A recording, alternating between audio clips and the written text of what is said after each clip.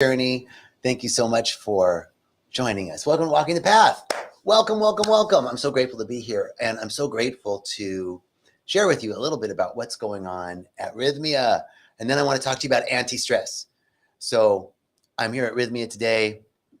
I got to teach this wonderful class where we get to talk about all of the science behind the medicine.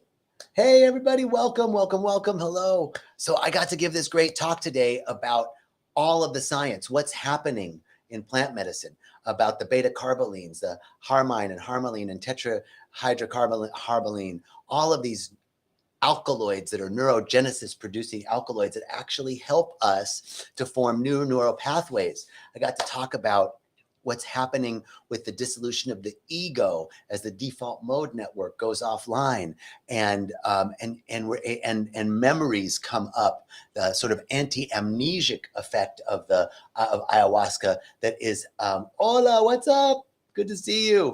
Anti-amnesic effect of ayahuasca that has huge implications with the sigmar-1 gene and traumatic memory retrieval and restorage. This is all research that's being done right now around the world. So much science behind what we're doing here and it's more than just the science, right? The science is amazing, but it's more than just the science. There's some, we could outline all of the alkaloids that are in the medicine and all the things that they do, but something greater than the sum of the parts emerges in this medicine. Something greater than the sum of the parts. You're something greater than the sum of the total parts. You know, if we just took all of our organs and tissue and muscles, and there's something more than just our physical body here, right? There's something more than just the material world. And there's something more than just the alkaloids in the medicine. There's something magical. There's something spiritual. There's something mystical. And yet that something mystical has real implications in our lives, in the physicality of our lives. There's so much connection between the psychosomatic, but there's so much connection in our psychosomatic symptoms, right? In the connection between what we think about and how it outpictures in our body. So there's a lot of amazing science that backs up what's going on here at Rythmia. And what's going on at Rythmia is people are seeing some mask that they've put on, some way that they think they have to be. We call it show me who I've become. They see that mask and they realize that I don't have to put that mask on anymore. That's merging with the soul, taking off the mask, coming back to a state of wholeness. And then from wholeness, we can heal. That's the only way we can heal, is from wholeness. And every week this happens. So I want to invite you to call the number on the screen to check out the possibility, what's possible for you at Rythmia, because what's here is nothing short of life-changing. Hey, Candace. Hey, Diego. Hey, everybody. Good to see you all. All right. Anti-stress. Let's talk about anti-stress. Are you all stressed out? I think we stress ourselves. I stress myself out.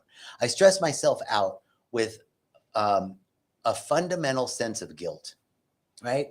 There's really the guilt and shame cycle is the biggest piece that's underneath psychologically, that's underneath our sense of stress.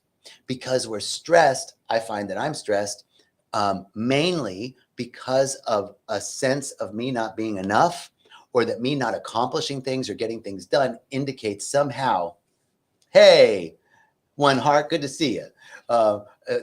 Somehow indicates that I'm not enough, or that I'm broken or flawed in some way. I mean, this is fundamentally what's underneath all of our stress, right? Because if we don't do this, if we don't accomplish that, if we don't have these things, if I'm not being all of these ways that I want to be, then I'm somehow not good. I'm somehow not okay right now. This is the biggest piece to stress. This is the biggest piece of stress. Our sense of not enoughness, our sense that there's something wrong right now, that somehow there's a flaw and I'm not enough. It sounds so simple, but it is the underlying cause of stress and of disease, because our thoughts and feelings outpicture in the body. I'm going to tell you a story. I've told this story before, but it's an amazing story about Tibetan monks And these Tibetan monks, this is from my friend, Dr. Mario Martinez. He was working with this group of Tibetan monks who had a high outpicturing of type 2 diabetes in their community. And they didn't really understand why these monks had type 2 diabetes. I mean, they eat vegan and they meditate 10 hours a day and they live in the mountaintops, and like, where is type 2 diabetes coming from, right? Well, what they found was, what Dr. Martinez found working with the monks is that they have a process that they do every day in their meditation that is a loving kindness, and they wish success for their enemies. Who are their enemies? The enemies are the Chinese, right? The Chinese, from the Tibetan perspective, the Chinese have taken their land and they're exiled their leader and destroyed their temples and their texts. And so there's a lot of anger. So the monks would presence the Chinese, anger would come up in their bodies, and then they'd move directly to loving kindness. And if we're going to de-stress the body or de-escalate the body from anger to peace, it requires a huge production of endorphins in the body. And those endorphins metabolize as glucose.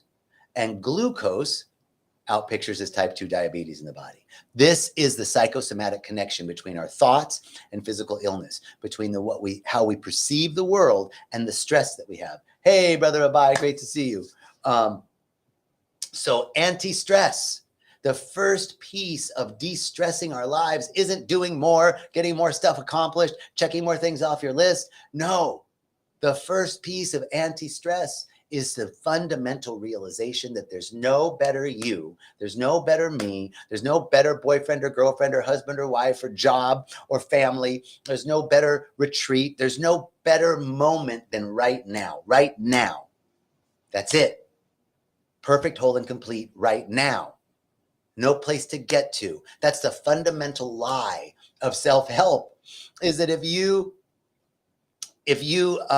take this class, if you do my class or take this retreat or attend this workshop, you're going to be better than you were before. If you read this book, you're going to be better than you were before. Fundamental assumption, you're not good now.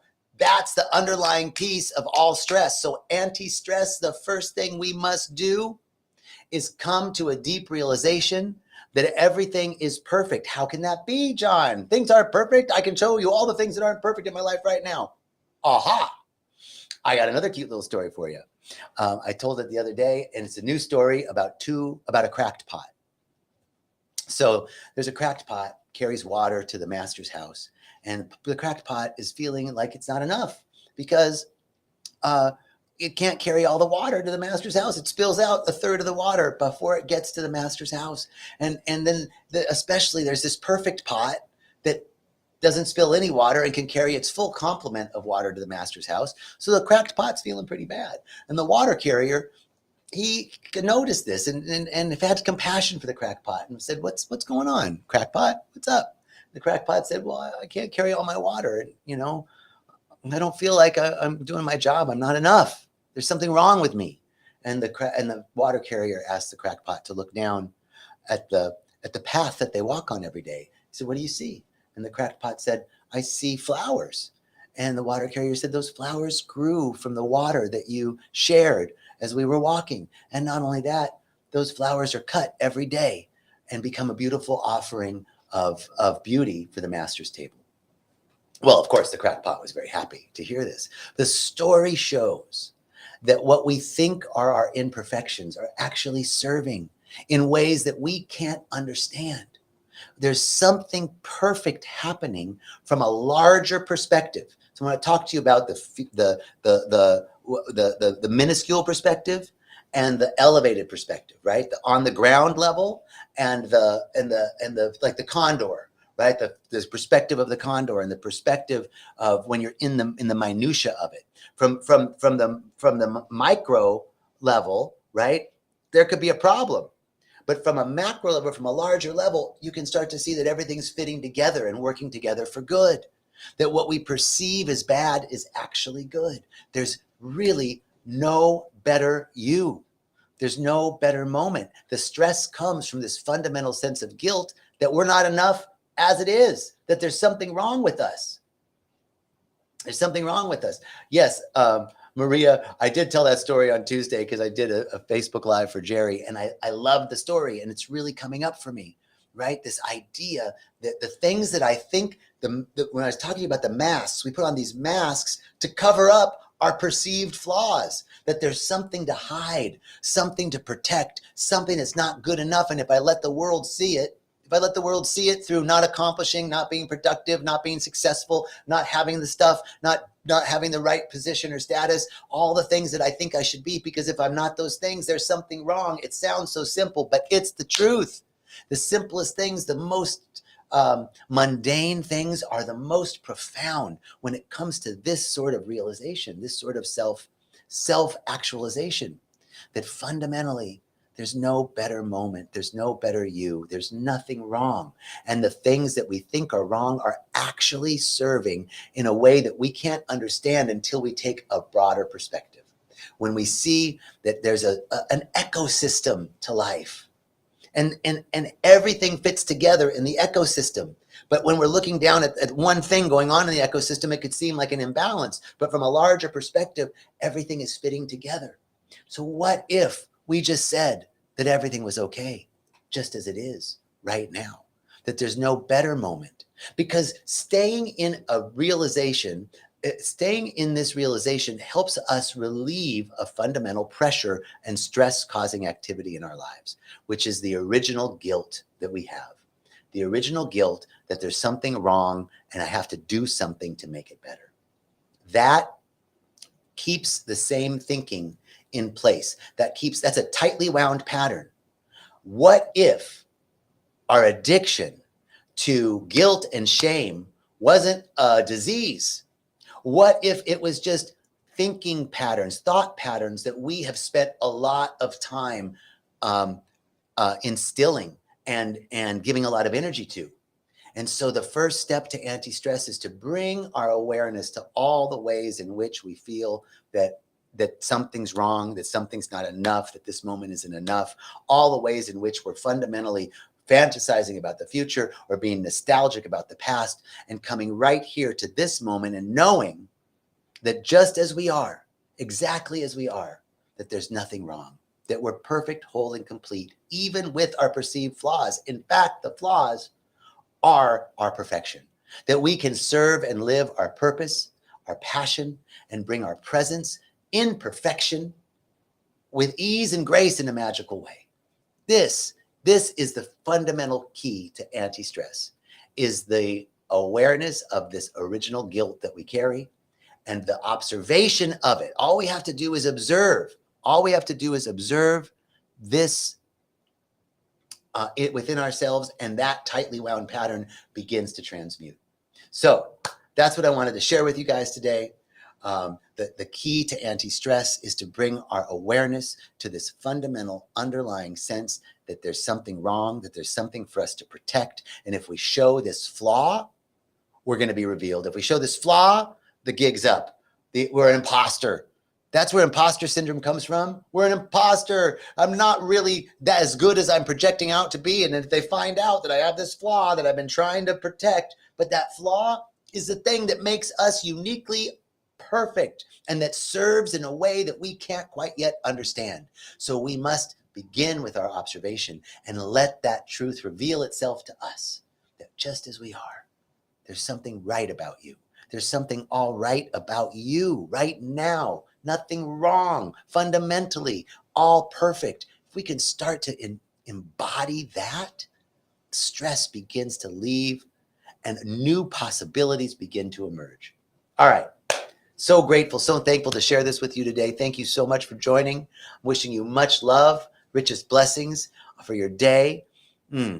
Just knowing in this moment that there's something wonderful happening for each of us in each of the situations in our lives. Something wonderful is happening, a deeper realization of our oneness with life and our fundamental perfection and the fundamental order and harmony and balance in the universe. And that if we're a part of that fundamental order, harmony, and balance, then nothing's wrong, even in the minutia of our daily lives. Everything is working together for our good. I'm so grateful and so thankful to know this truth and to hold this for each one of us, that all is well, that all of our needs are met, that everything is working together in divine perfection, that everything always works out for us.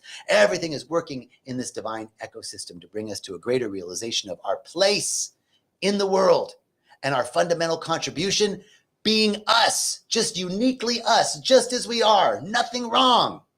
And so it is. Amen. Ashe, aho, and much love. Ciao.